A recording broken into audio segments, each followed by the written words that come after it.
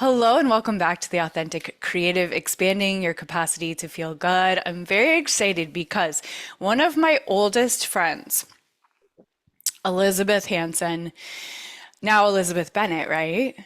Yeah, college girlfriend from my freshman year of college. So much to say about Elizabeth, but I'm here with one of her closest friends that I met because Elizabeth and I was throwing Elizabeth a baby shower. And Karen came, and we had this beautiful cake and this beautiful experience, Sweet Lady Jane cake. And Karen was there, and I remember thinking she was super cool. And we did like fake tattoos with like feathers, and then Elizabeth said to me the other day, like, oh my gosh, your work and Karen's work are in such alignment. You guys need to get together. And we met and we're like, oh, so many things we want to collaborate on. So let me just quickly tell you guys about Karen and her, beautiful self in her life. Karen Berzanski, did I say it right, Karen? Yes. Yes. Okay, you are a transformational. She is a transformational. This is so exciting. Money mindset coach, certified pro EFT tapping coach. Love us some tapping, and a self proclaimed trauma thriver.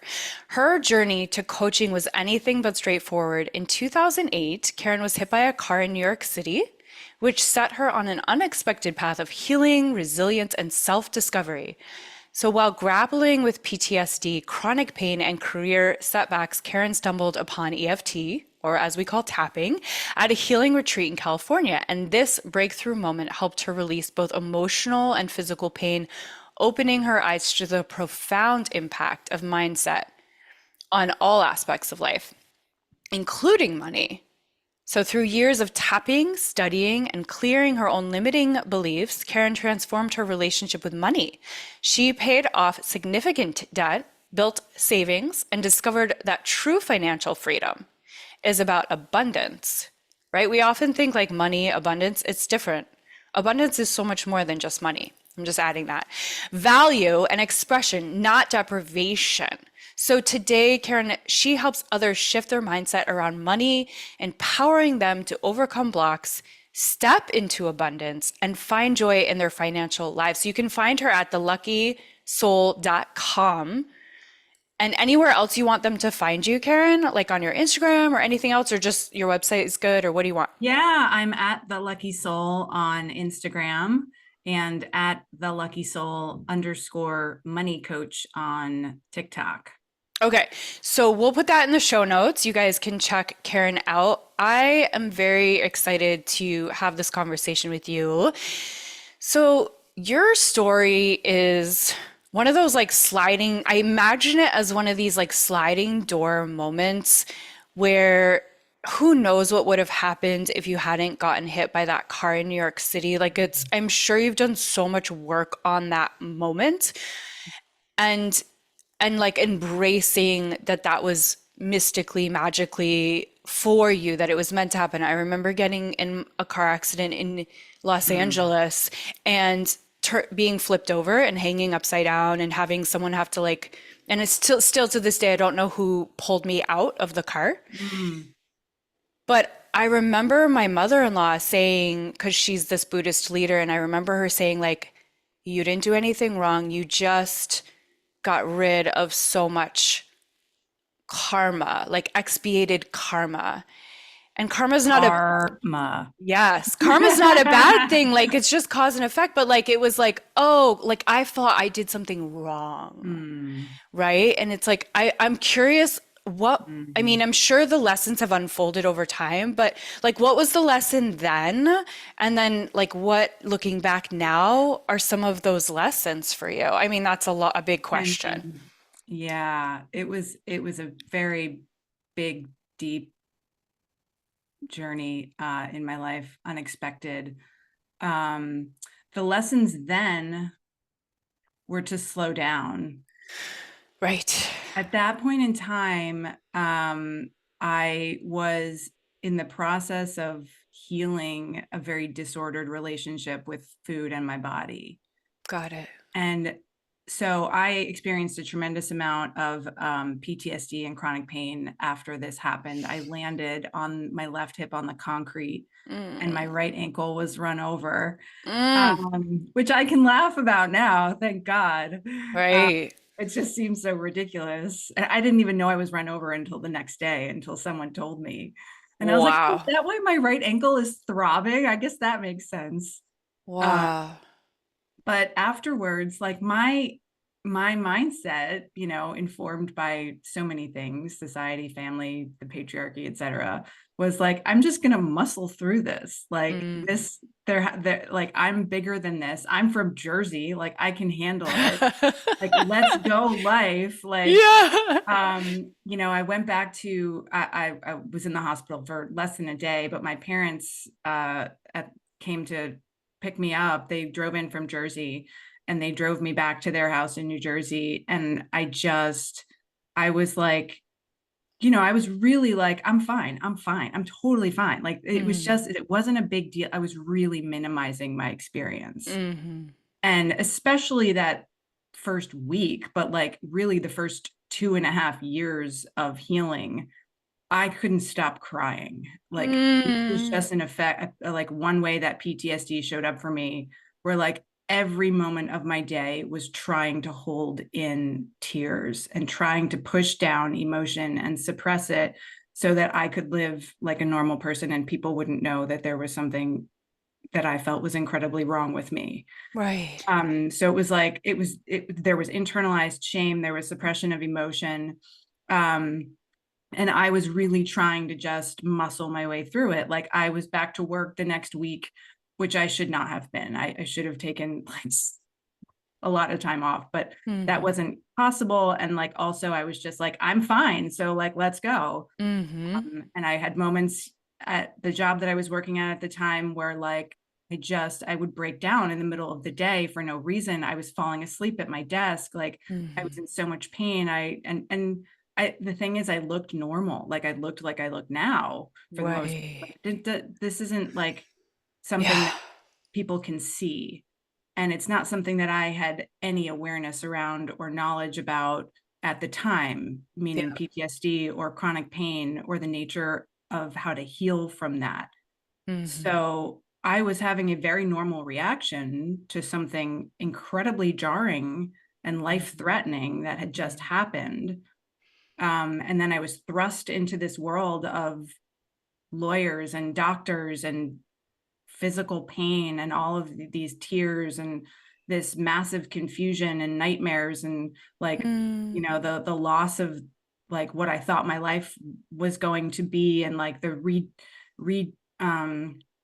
Like calibrating. recalibrating and like redefining and like looking at my life in a way where I was like, I don't know if the dreams that I had for my life are now going to be possible for me moving forward. And I was still in my 20s, you know, I was like, this is, and again, I didn't have any knowledge about like what was going on. I just thought I was going crazy. Mm. Back to like the physical part, like I was, you know, I was like an avid runner. I was like doing like kickboxing and Taibo in my little New York apartment. Like I was out on the pavement, like, you know, I don't know, in like 2 or 3 weeks, I was like, yeah, I'm not gonna let this hold me down. I'm just gonna keep running. Yeah. I was an avid yogi at the time. I was going to like 1 or 2 yoga classes a day. Wow. Which I do attribute to my lack of injury. Um, but I was just like, I'm going to get through this. I'm going to keep going. I'm going to keep going. I'm going to keep going. I'm going to keep going. I'm going to keep going. Mm-hmm. And what did that lead to? Well, that led to more pain and a deeper expression of PTSD and me Mm-hmm. feeling like I was even more crazy. And then I got laid off from my job, which was like a trauma on top of the trauma. Then It I got was the it was worst it was haircut of like my you were life. it was Karen, it was like you were running from yourself, Yeah. Yeah. which I totally get. Yeah. I didn't want to feel all of the things that were coming up. Yeah. And I was taught like to be a functioning member of society, Yeah. Like, you don't bring it up. Like, why would you do that? And we didn't do that in my family of origin. You know, it's like, no, you're fine. You're fine. You're Mm. fine. Yeah. But like the large swings in emotion that I was having, like, I didn't see that as something that was desirable or that other people wanted to know about or see or experience with me. Yeah. So Don't be vulnerable. don't be Don't be vulnerable. So authentic. Yeah. I was suppressing my vulnerability. I was suppressing my emotions. I was suppressing my truth. I was suppressing my authenticity. I wasn't doing this consciously. Sure. I It was was just just like, conditioning. I was conditioning. Um, and you know, 4.5 years later, when I Yeah. found myself on that retreat at Esalen, Oh, wow. Yeah. yeah, I had I got a disability payment, and that's how I was able to afford that, actually, which is a whole nother story. But I met a man on that retreat. It was actually a retreat with Dr. David Berceli, who teaches this thing called TRE. A lot of acronyms in the healing world. TRE, trauma releasing exercises. It's basically a series of 7 exercises designed to, you might know about this, but for anyone who might not know, I it's a have not heard of TRE. Oh, okay. You would love So it, this actually. is You would great. really love it. Okay, I might have to send you some things after this call. Okay. Um, it's a series of 7 exercises, really gentle exercises designed to get your body to tremor, to go like Mm-hmm. this. Mm-hmm. And I had done a weekend workshop with David, who is one of the most brilliant, compassionate humans I think I have met in this lifetime. And on that weekend workshop that I took with him in Connecticut, and I found him via a life coach that I was working with at the time to try and figure out what was wrong with me and move forward. So at that workshop, we were doing these exercises, and he was explaining all of these things, and he was explaining how, like, when you don't feel the emotions that you feel after you go through a trauma, that those emotions get stuck in your central nervous system, and Yeah. they're going to stay there until they have a pathway to release. Yeah. And so his solution to that was creating these exercises that are literally designed to make your body go like this, to shake. And, you Mm-hmm. know, you see, like, you know, for example, like when 2 ducks get in a fight, they'll get in a fight, and then they'll ruffle their feathers, and then they'll swim in opposite directions. And that's a trauma response. Like, they're getting rid of the energy that the fight, you know, brought up within them, Mm-hmm. and then they shake it off, and then they just go about their day. Um, Mm-hmm. but as humans, we're taught in our society, we're taught to no, don't shake it off, don't express it, don't let it come out, It push it down, reminds me because, of like, that. that's uncomfortable. It reminds me of that Eddie Murphy scene in Bowfinger when he's like crossing the street and he goes, "Keep it together, keep it together, keep it together, keep it together." That was me for 4.5 years. Yeah, just keep it Seriously. together. Yeah. And it's like the more you try to hold that beach ball underwater, like, the Hmm. more violently it's going to come up and hit you in the face, which is, Yeah. it feels like what was happening to me at the time, where I just kept getting smacked in the face by my own emotional suppression. Or a So lot of women get migraines because they yeah, can't process their trauma. right. It just sticks in the head. It just gets stuck in the head. I know Yeah. for me, like if I haven't done breath work in a few days, I start to Yeah. feel it in my head. Yeah. Yep. Yeah. Yeah. So I was on this retreat with David, Dr. Berceli, and he's explaining this in a way that I had never heard it before. And Hmm. I'm having this, like, mind-blowing moment after mind-blowing moment, this aha after aha. And I was like, everything up to that point was finally starting to make sense in Yeah. terms of the chronic pain that I couldn't get rid of. And I was going to all the doctors and everything. Doing energy healing, doing all the things that on the, Hmm. on the Western side and the Eastern side of things. Like, I was already very open-minded in that way, but Hmm. nothing was working. And Hmm. when I started to listen to him, and he was talking about how the body holds on to this energy until it like completes the cycle, I was like, oh my God, the amount of energy that I'm holding on to is immense. And Yeah. I didn't know how to let it go. So when we were doing these exercises at this workshop, I was literally the only person in the room who wasn't shaking. Like, we would go through these series of exercises. You lay on the floor with your feet up at the end, and then you're just supposed to let your body, like, just gently shake. And, you know, some people have like more like wild, bigger movements with their body. But for most people, it's like a gentle shaking of the legs. It goes up into the hips. Sometimes it comes up the body. It's a little bit different for everyone, depending on what their body is processing. And I'm just laying there like this lump of clay. And I'm like, why am I not shaking? And then, of course, my brain goes into this story of, okay, here's one more thing that you can't do. Here's one more thing. You can't do yoga. You can't run. You can't do kickboxing. You can barely make it through your day. You can't work. You know, it felt like to me, everything was being taken away from me. You can't ride on roller coasters. You can't go to amusement parks. Like, good luck with the rest of your life. And it was like this deep, deep sadness. And I was at the point where I was like, I'm going to do my very best to get curious about this, because now I'm starting to understand it at least.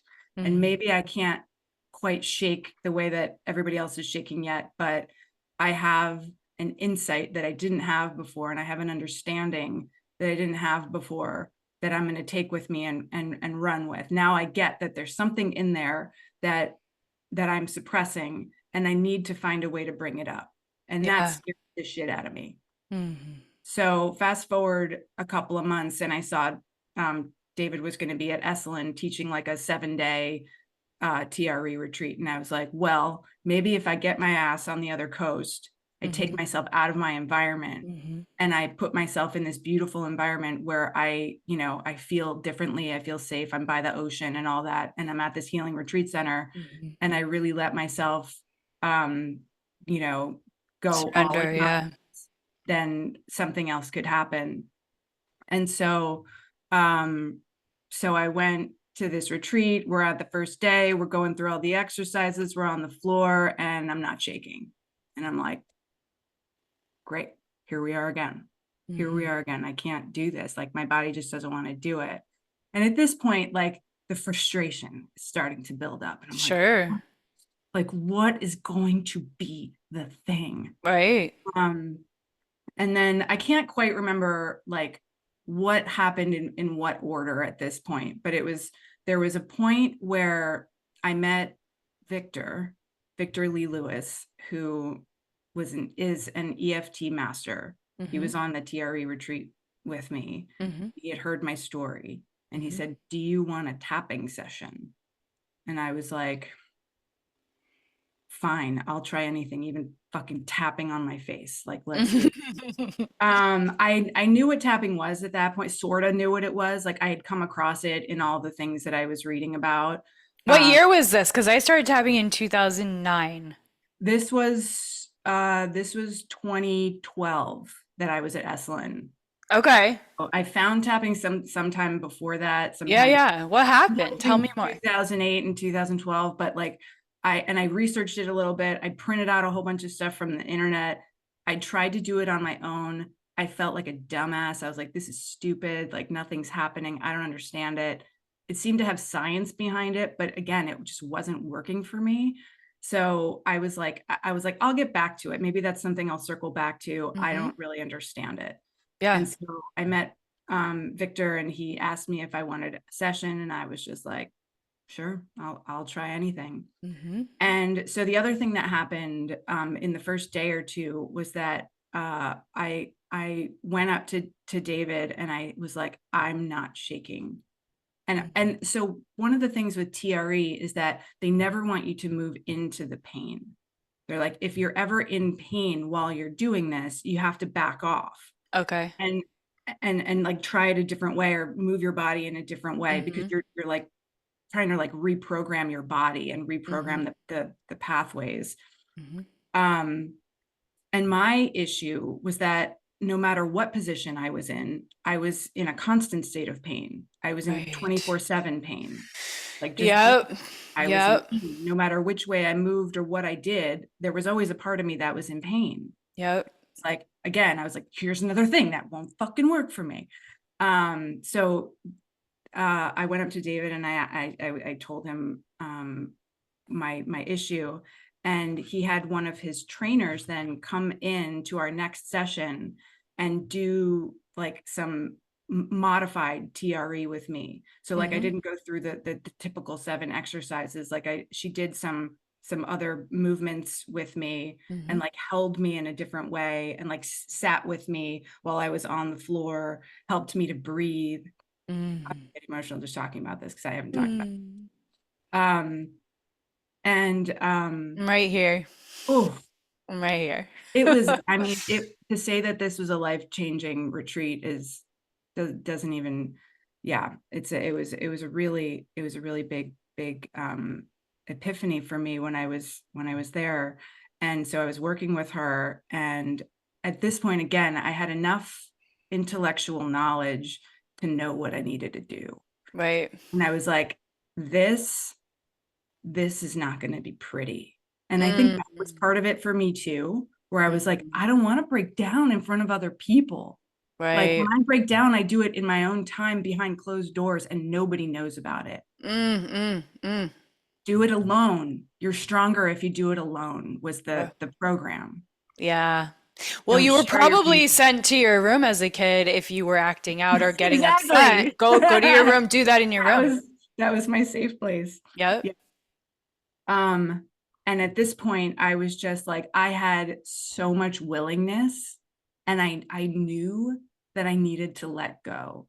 Yeah. And I knew on an intellectual level that it wasn't going to be pretty and that it was going to be really hard for me. So I was like, okay, body, okay, pain, okay, PTSD, okay, Karen, here we go. Like, just be present with this, be present with whatever is going to come up for you, and let Susan, her name is Susan, she's my Facebook friend and I love her dearly. And I'm like, let Susan lead you and just trust the process. And as she led me through it, I started to cry, and then I started to, my body started to move a little bit. And I was like, oh, fuck, don't like this. This is very uncomfortable, because I was no longer in control. Yep. In that moment, I was called to let go of control. And I Yeah. was so used to holding on to control in every area of my life with every fiber of my being. Yeah. And I was like, I don't want to let go. I don't Yep. want to let I don't want to let go. But in that moment, I was like, if I don't let go, I'm going to fucking die. Because Yeah. I can't live the rest of my life in this level of pain. Like Yep. the physical pain was, at that point, it had morphed. It was all over my body. When pain is not treated, physical pain is not treated correctly, and it is so intense in one part of your body, that part of your body can't handle it. So the rest of your body essentially jumps in to help, which means pain spreads. So Yeah. over the course of the previous 4.5 years, I started having knee pain and back pain and neck pain and like arm pain that went down my arms and Ugh. what is it? The sciatic pain. Sciatic pain was the Oh yeah, worst. I've been having sciatica Oh, from it was a the broken worst. toe that happened a year and a half ago, and it's horrible. It's horrible. Debilitating. It's debilitating. And that's, I mean, it's all your brain. It's all you can think about when it's happening. Yeah. Um, so anyway, I let myself let go. I let myself let go of control. I let myself cry. And that was a breakthrough moment for me. And then I had this session with Victor. And again, I can't quite remember the order of these events, which one happened first. But I had this session with Victor where he told me essentially to think about the day of the accident. And he's like, on the 0 to 10 scale, what is the intensity? I'm like, it's 10. I'm like, I don't even have to think about it. It's a 10. It's a 10 in every part of my body. And over the course of about 90 minutes together, there were 4 of us sitting in circle. Over the course of about 90 minutes, he took me from a level 10 to a level 0. And I'm not talking Wow. about a level 10 to a level 0 with all the PTSD and all the chronic pain. I'm talking about the emotional intensity of me tuning into that story and that moment in time, and what had happened, what had transpired over the previous 4 years, to the point where like I couldn't think about it without like being on the verge of losing my shit for 4.5 years. And we tapped through like there was this moment when the car hit my body, where I don't remember all of it, but I remembered like the sound the car made when it hit my body. And I remembered this split second thought of, this is not good. And so like, we're literally tapping through the points on, this is not good. This is not good. This is not good. And I'm going, this is not good. This is, I'm having this like Yeah. really like this waves of emotion that had just been stuck for 4 years. Like just, I'm like allowing them. I'm like, oh, this is so uncomfortable, but it also feels really good at the same time. Yes. Yeah. Yeah. It's the Yeah. breath work. It's all of that breath and letting that energy move through you. Like it feels like it's going to overwhelm you, and it feels like it's going to kill you at a certain point, which I think is why we have a tendency to suppress it, because we don't think it's going to go away if we allow it to come up. And it's really the opposite. It Yeah. won't Or you go think you're going to away. drown and You you'll think you're going to never drown in it. come out. Yeah. Yeah. And Yeah. that's Yeah. not it at all. That's just not how our emotional system works. All it wants is like permission to come up, and then it just kind of goes away on its own. And so we did this beautiful 90-minute session together where we were going through like these really emotionally charged points for me. Like one was actually being hit by the car. There was another in the room that when I had to listen to the woman who hit me's deposition, which was like not a thing that normally happens. And I lost my shit in the deposition room because I just was having emotion, whatever. Yeah. Tap through that. And then finally we get to the end of our session, and he's kind of like having me like rerun the story each time we do like a couple of rounds on the body. We'll rerun the story. What else is charged for you? What else feels like there's an emotional like trigger for you, Sticking point. Yeah. Yeah. sticking point. And we got to the end, and I just sat there for like a minute, and I just closed my eyes and I tuned in, and I let myself just feel into it. And I was like, and then what came up was, I thought I was going to die. Of course. And it seems obvious, right?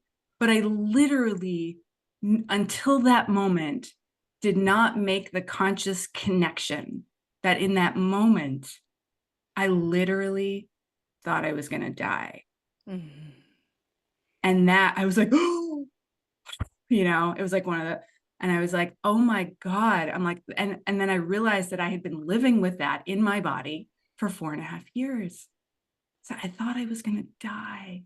I thought I was going to die. I thought I was going to. And so we go through the points. I thought I was going to die. I thought I was going to die. And I'm like, I'm going through all the breathing and all the energy and all the crying. I thought I was going to die. I thought I was going to die. I thought I was going to die. I thought I was going to die. And we get to the end, and I'm like completely drained, completely exhausted. Yeah. And then he's like, what's your number? We go back, and he's so gentle, and he's so brilliant, and he's like one of the most, again, like compassionate and beautiful people I've ever met, along with David. And we tune back in, and he's like, where are you now? What's the intensity? And I'm like, there isn't one. I'm like, it's a 0. And I was like, my next question, well, how long does this last? And he's like, it doesn't go away. And I was like, all right, we'll see about that. So the next day, it was so funny. The next day, I think it was like breakfast or lunch in like the little cafeteria they have there. I was sitting with these 2 women, and they were just asking me. They were going on a different retreat, and they were asking me about like why I was there, and I was sharing a little bit about my story. And I don't know how it got, one thing led to another, and I started telling them about the piece of my story with the deposition, and I found myself talking to them like I'm talking to you right now. And that piece for me had always been the most highly charged part of the story, like being in the deposition room with, and it wasn't about her. It was just about the emotional enormity of the moment, and what had happened and everything. I was never mad at her. I never was like, fuck you. I knew it was an accident. But I was never able to talk about what happened in the deposition room without ugly crying to someone. So I didn't talk about it. And I found myself the next morning talking to these ladies, and I was like, what the heck kind of voodoo magic did this guy just pull on me last night? Like, what is that? And then like, I started to feel better, and I'm like, well, this is strange. And, you know, while you're at Esalen, like, you know, you go and get massages, and then you know, it's like this beautiful, you're in nature, and you have the spa and what are they called? Like um, the big, like, what are they called? The I haven't jacuzzi been thing, there. I like just know about the it. place where you like, you basically like get naked with other folks and you Oh go to yeah, these yeah, yeah, places yeah. under the moonlight. And I mean, I was like, again, like I was so willing. I'm like, I'm just going to be here, and I'm going to be here fully. I'm going to get the massage. I'm going to be naked with people. I'm going to do the whole thing. Yeah.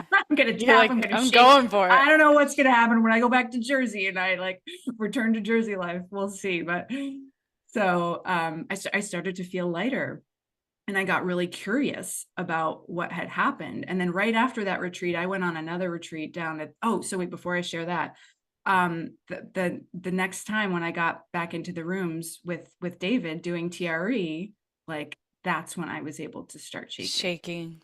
Yeah. Mm. So I was like, oh my goodness, okay, there's a connection here. There's a connection here between what I'm doing with my body and the suppression of all these emotions. And I don't know that I even thought about it being a method of control at the time. I just knew that I had to let go, and that I had to feel, and that was really uncomfortable, but that led to me feeling better and me feeling more clear. And so after that, the PTSD and the chronic pain started to get lighter. And so right after that retreat, I was on a retreat at the Chopra Center, formerly in Carlsbad. Um, and that was all about Ayurveda. And I was getting, you know, Abhyangas, Ayurvedic massages every day with all these oils, and you set your intention. And so on my second massage there, I literally, like, I was warning the massage therapists, because I was like, listen, I'm trying to heal some shit. So I'm not coming in here with any expectations that I'm just going to lay like a dead person. Mm. I'm like, I want to warn you in advance. And sometimes I do this now as an act of self-care. If I'm feeling some emotion and I go in to get a massage or body work or any kind of healing work of any kind, I will say to them beforehand that I might cry during this. And the reason that I do that is because if I don't let you know up front, I won't let myself do it in the middle of the session. Right, I will hold right. it in because I'll be so embarrassed. Yeah, Like, yeah. I might cry, like I might have some emotion. And Mhm. 100% of the time, they're like, that's They're great. like, great. Yeah, Yeah. They're they like, don't care. cool. Yeah. But But on you the, need that, and that's important oh, that you give yourself that. Yeah. right, Hmm. right. Otherwise, I'm just too embarrassed. So I went into the second massage, and I warned the massage therapist, and I was like, well, I might cry. And she's like, okay. And I did, basically. And like while she was um working on me, like my arm literally went like, and I had this like big spasm in my arm, and I was like, whoa, I was like, my body is going crazy. Like there is so much stuff in my body that has just been in there for so long. And I knew at that point, because we did all these beautiful inquiry exercises with the Ayurvedic retreat, where it's like, what's your intention? What do you want to let go of? When you go into the massage, like, what is your intention in terms of like what you want to let go of and don't want to hold on to anymore? So I knew, I'm like, I don't want to hold on to the accident. I don't want to hold on to the lawyers. I don't want to hold on to the pain. I don't want to hold on to the PTSD. I want to get it all out of my body. Yeah. Um, and so I just let that happen. And when I flew back to New Jersey, I was like, wow, I feel like I'm starting to become like what I call the normal human again, where Hmm. I felt like I was regaining my strength and my focus and my click. Because one of the other symptoms of PTSD for me was not being able to follow things, like having a really hard time focusing. Mm. I couldn't follow an episode of Law and Order, for example. I remember going to see Kung Fu Panda in the theaters and not understanding what was going on. Yeah. I was like, I only was laughing because I've been in Law and Order a few times. oh, it's so funny. Maybe it was one of your episodes. Yeah. Um, yeah, Yeah, but that's very upsetting. I know, like for my oldest son, when he can't follow a story, he gets incredibly mm, upset. It's really yeah, disorienting. yeah, Yeah. yeah, Yeah. super disorienting. So I felt like, once I got back to New Jersey, I was starting to feel like a normal human again, starting to feel like more of my old self. Yeah. Um, or starting, I should say this, actually, starting to feel like a new self. Hmm. Because one of the things that I learned after going through such an intense trauma is that you can't go backwards. You That's right. can't, because, and all anyone wants to do when they've gone through something or they've lost someone suddenly, all they want to do is go back to the day before it happened and Yeah. just anything different, anything. Yeah. Like, just don't go to work that day. Like, just don't cross the street. Just like watch where you're going. Like, That's so anything. funny that I was calling it your sliding door moment, because that's what you're describing. If I Yeah. could go back. Yeah. Yeah. And because there's so much fear in the unknown and the unexpected, and who will I be without this having happened to me? But now have you, I'm sure, I imagine with the work, all the work that you've done and that you do for others, now are you like, this happened for me? Or is it still not there yet? Well, to be honest, the reason that I started my business was to bring my healing full circle. Yeah. Because in all of the books, and it's so funny, I just shared this over the weekend in my membership. In all of the books that I had read about healing, particularly in Man's Search for Meaning by Viktor Frankl, but in all of the books that I was reading, they were like, you have to make meaning out of your suffering. Like, that is Yeah. a very important part of bringing this full Yeah. circle. And that really pissed me off because Mm. I just wanted to forget it. And Mm. because I held so much shame around it, that I didn't want anyone else to know what I had gone through. Yeah. Just wanted to gloss over it. And I thought, right after it happened, I was like, oh, this will make a good story at cocktail parties, or like when I meet someone at a bar. Mm. Little did I know. So the whole Yeah. reason I started my business was to help me bring that healing full circle and take what I had learned about healing my physical body and healing my emotional and spiritual body and my psychological body, to take that and help others to do the same. Yeah. Karma into dharma, pain into purpose. Yeah. Yeah. I didn't want to do it. I Yep. was really like, fuck this shit. This isn't what I had in mind for my life. This is not the And plan. Yeah. initially I was like, all right, well, what if because I really like, after I got back to New Jersey, I wound up moving to California like 4 months later. Um, and That then, makes sense though, because you had that profound life change. Like now you're this, you rebirthed. Yeah. and everything, I thought about moving back to New York, but like everything about New York, I felt like every corner I turned Hmm. was a reminder of something bad that had happened. Yeah. And I was like, you know what? If I don't do it now, I'm never going to do it. And Yeah. so I was like, here we go. I found a spot on Craigslist. I sent my stuff across the country to a place I'd never even seen. I booked a one-way ticket. And Wow. yeah, no, it's not a way that I would recommend moving across the country, but that's how I did it. So I got really curious about the tapping thing, and I was still studying. I was like, what was that tapping thing that I did? And I went back to that, and then I wound up taking a couple of courses, and then I wanted to get certified in it. And I was like, well, what if I could? And I got really interested in starting my own business too. And I was like, well, what if I could take this tapping thing and turn it into a business and help women who have gone through something in the same way that it helped me. Yeah. Because of course, when you have a life-changing experience like you had, all you want to do is give that transformation, that healing to other people, right? It's just intrinsic in you. Yeah. Yeah. Yeah. You came to my breath work, and I would never have known that this was your story because you were so free and so embodied and so just released by the end. I was, but you've done all the work. I I feel mean, like, there's always more work, but of like you've course, done the bulk of it, there's of always that more work. layers. And that's part of the fun of being alive. Yeah. Life continues to life. There's always stuff to process. Thanks, life. But I'm at Yeah. the point now where, like, learning how to let go for me is it's a skill. It's not something that, I mean, Yeah. maybe it is something that we intuitively know as babies, but like it gets trained out of us. And Mhm. then it becomes a skill to unlearn it and to Yeah. have courage to let go and create another evolution of yourself. Have And you read that book, Letting Go? It's like a I, thick yellow book. yeah, I have it on my Kindle. That's, what's his face? It's like 12 hours, Yeah.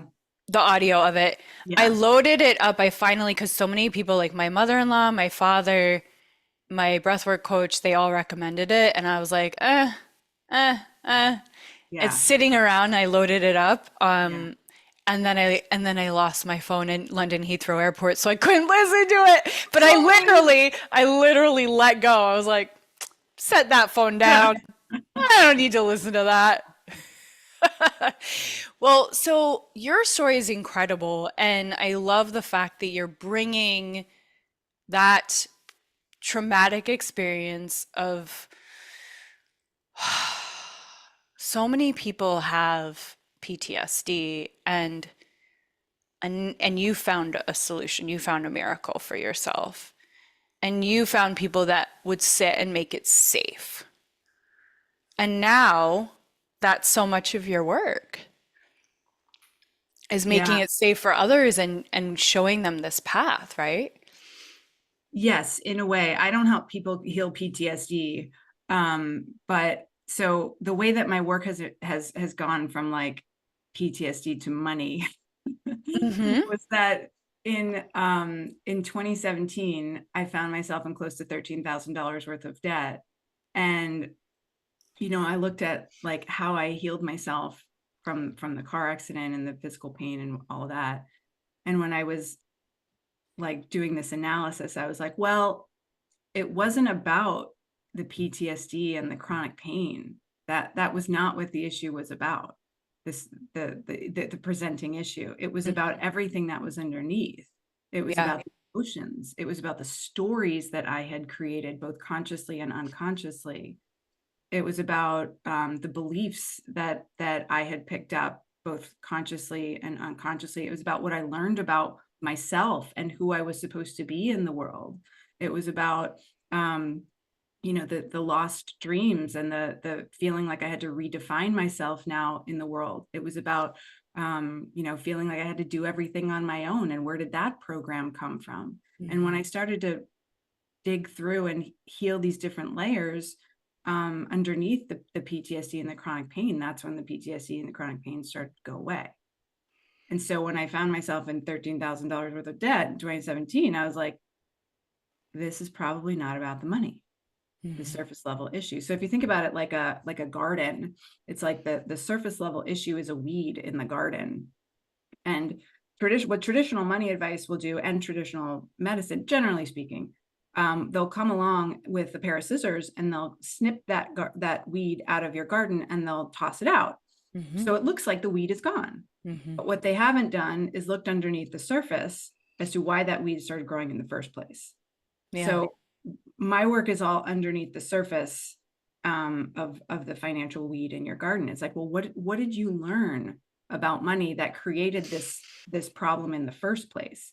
What are the family stories that you learned about money? What did you learn from your religion about what it means to be a woman, what it means to be in society and your family, what it means to be a powerful woman, what it means to use your voice, what it means to be authentic, what it means to be you? Are you even allowed? Right. What did you learn about just about like money in general, about abundance versus scarcity? uh, Yeah. what was the paradigm that you had growing up? Because all of those things are going to affect the kinds of weeds or flowers that grow in your garden. And if you have a soil that's filled with scarcity, that's filled with lack, that's filled with fear, that's filled with not enough, that's filled with billionaires are ruining the planet, or the top whatever percent of people, they suck because they have money and they shouldn't even be here. Well, that's not going to help you grow a beautiful financial garden of your own. And so Yeah, or like if I make more money, then I'm responsible for XYZ, or I'm right, gonna burn out, or I'm gonna get right, sick, or right, my all of husband's that. gonna Yeah. I'm not going to want to be with my husband, or Right. right. Like Or there's he's not gonna want to be so with me if I many, make too much money. That's a big one that comes up in so, the community. so Of like, many. if I like I either I don't need to make that much, or if I make that much, then it's going to cause some sort of disconnect in my primary relationship. And if that's going on in your brain, where one part of you is like, I want to, I want a six-figure business, but the other part of you is like, but that might screw up my relationship. Your Yep. brain is always going to default to safety, which means Subconscious always is going to win. right, which means Yep. staying with the proverbial tribe, because it Mhm. associates, the tribe with its physical safety. And given Yes. the choice between safety and thriving, your brain is going to choose safety 100% of the time. Yep. It's So such important work, because we as women, we need to break through this yeah. subconscious. And the first step, right, is like the awareness, like being able to look at the weeds and like see the root of it, right? Right, Like we don't right, even know what we don't know. right, exactly. Yeah. It's it can be pretty eye-opening when you start to see all of the insidious ways that both society and ourselves have kept us small for so many years, and Yeah, how or we like, yeah. go Sorry, go ahead. ahead. We're both so Go ahead. excited. No, you It's go. like You this go. is the I stuff. know. It's like, But oh. it's just like I think about not this unconscious thing of, oh, but I can't surpass my mom. Oh, I can't surpass my dad. I can't surpass my Right. stepdad. Like, what the fuck is that shit? Yeah. And if you think that, if there's a part of you that thinks, if I surpass my mom, if I surpass my dad, if I surpass the level of wealth that I was raised with, and that might make mom and dad feel bad, it Mm, might feel like I'm saying to them on some level, how I was raised wasn't good enough. yep. You didn't do as well as you could have, and you're going to make them feel bad. You will keep yourself small. Yeah, or like I'm better than you, or Right. what, Or I'm better. I mean, Yeah. there's just so much. Yeah. Yeah.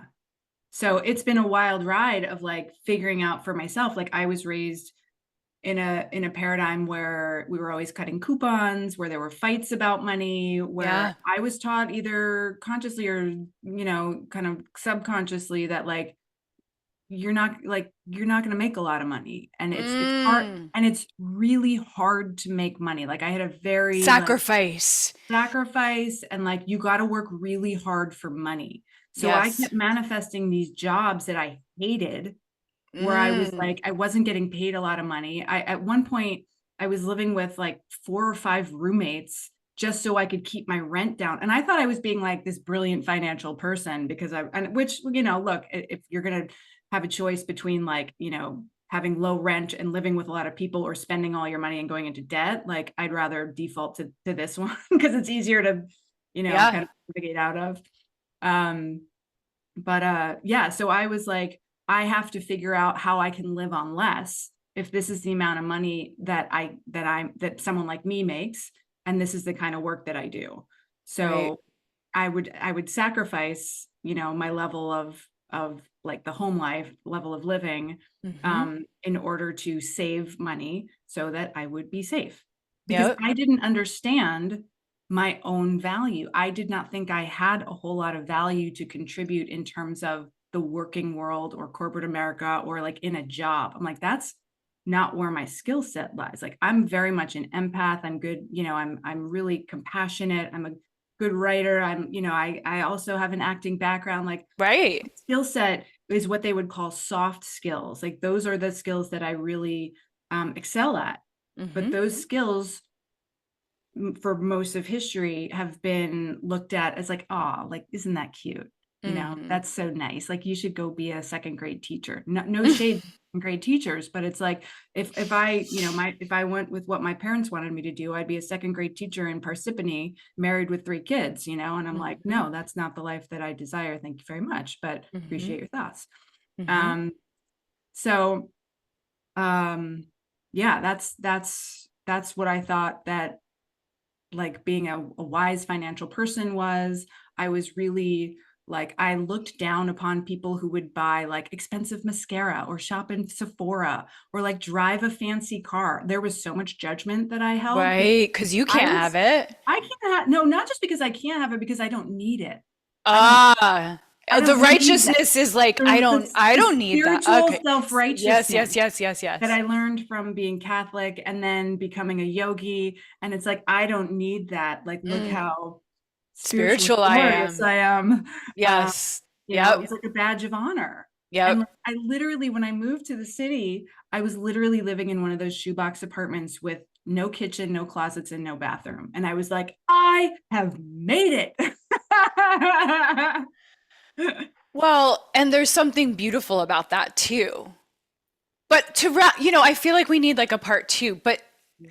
let's like round this out with what is the thing that lights you up the most today? The thing that lights me I up the mean, most, you're already talking about it probably, but I mean, what lights me up is expansion and evolution. It's about mhm. thinking about what's possible rather than what do I need to cut out or be less of in order to, be a good woman or whatever the rules of society are. And like what lights me up are having conversations like these, because what I've realized is that a lot of women have never had conversations like these before, or they're not aware of these really insidious ways that they're being held back. Yeah. They don't understand it themselves, that like, Yep. because it's in the water, fish don't Yes. water. And it's like, if we're not aware of what's happening, then it's just like we're going to be victims to the world that doesn't want us to be big, that doesn't want us to speak, that doesn't want us to make money, that doesn't want us to be out there doing our thing, doing our soul work, the work that, really matters in the world, and changing things that don't make sense and causing ruckus. So Yeah, what I lights love me up it. is having these conversations and just like, I feel like it's just like turning on another light. And it's like, how many lights can we turn on until like other women start to see, like, we all become our own lighthouses. And then eventually other women are like, what's that light? What are those lights over there? What are those lights? It feels like they're talking to me. Should I be in Yeah. on this conversation? What's going on over there? Yeah. It's like, because all you need is like that one sliver of like curiosity, that one question that like opens a door, or like, causes you to question a thought system or a belief system that you've believed so wholeheartedly in your past. So I'm getting conversation. emotional hearing you talk about this. Yeah. I am curious as we finish this out about this offering that you love the most, or the thing that's like, is it your membership that you want to share about as we close? Well, the thing that I'm loving the most right now is certainly would have to be my membership.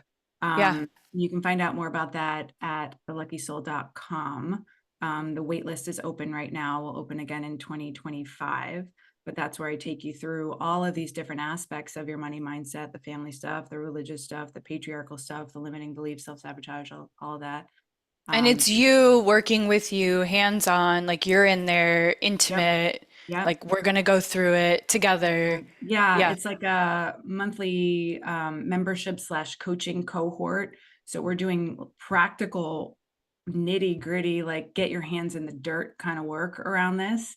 And we are in community, because if it's Yeah. anything that I've learned over the course of my life, is that we should not be doing anything alone. And we are so much stronger together. And especially with this work, that a lot of the world, doesn't want from us.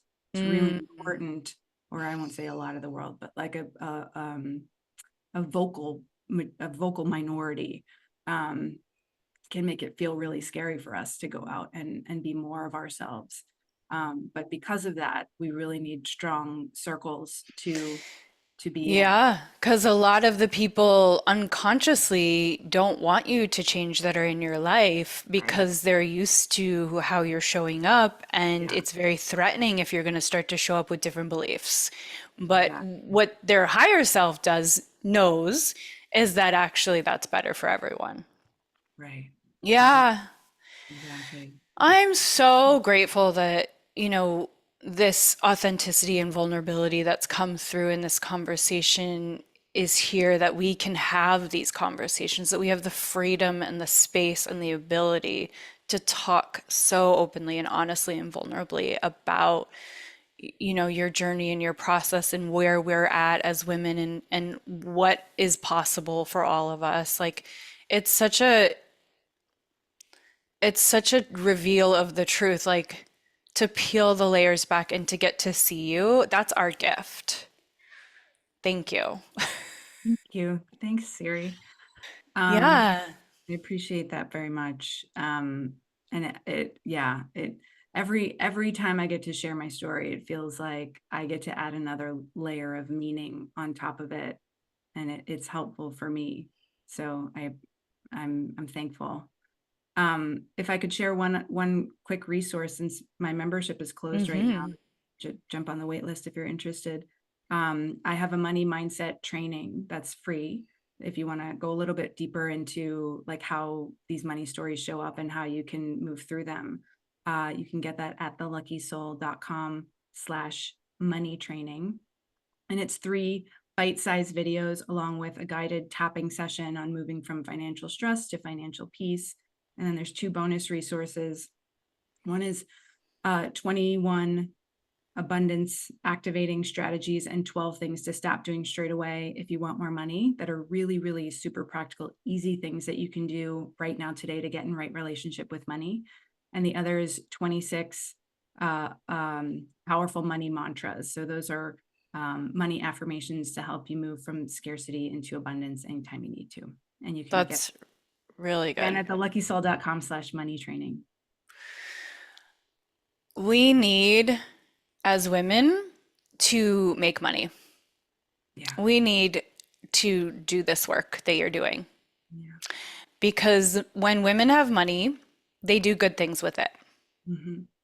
And so it's a better world for all of us Yep. when we can do this, lock arms and do this together. 100%.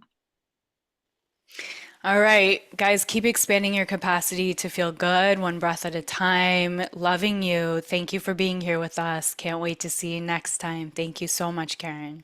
Thanks, Siri. This was so much fun.